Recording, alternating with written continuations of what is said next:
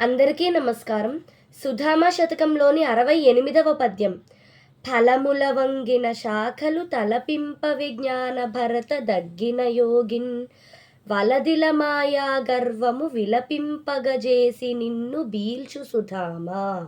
ఫలములన్ పండ్లతో, వంగిన శాఖలు వంగిపోయిన కొమ్మలు, జ్ఞానభరతన్ జ్ఞానము యొక్క నిండుతనముతో, తగ్గిన యోగిన్ వినయమును పొందిన యోగీశ్వరుని తలపింపవే జ్ఞప్తికి తెచ్చును కదా.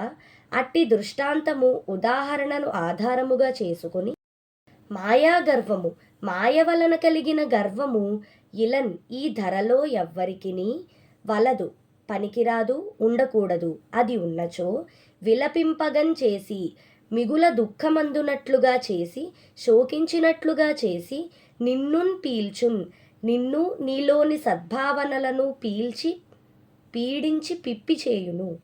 అంటే, ఓ సుధామా, పండ్లతో నిండిన వృక్షశాఖలు ఏ విధముగా అయితే వంగి ఉంటాయో, జ్ఞానమును పొందిన వ్యక్తులు కూడా మిడిసిపాటు గర్వము నశించి అణిగిమణిగి ఉంటారు సుమా.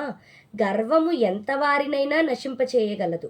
ఎంత త్వరగా ఈ విషయాన్ని ఫలాలతో నిండిన చెట్ల కొమ్మల ఉదాహరణలతోనో లేక ఇంకే విధమైన ఉదాహరణలతోనైనను అర్థం చేసుకుని గర్వభావనలను తగ్గించుకుంటామో అప్పుడు శాంతి కలుగును. లేనిచో అనేక రకాలైన దుఃఖాలతో మాయ పీడించి పిప్పి చేయును సుమా.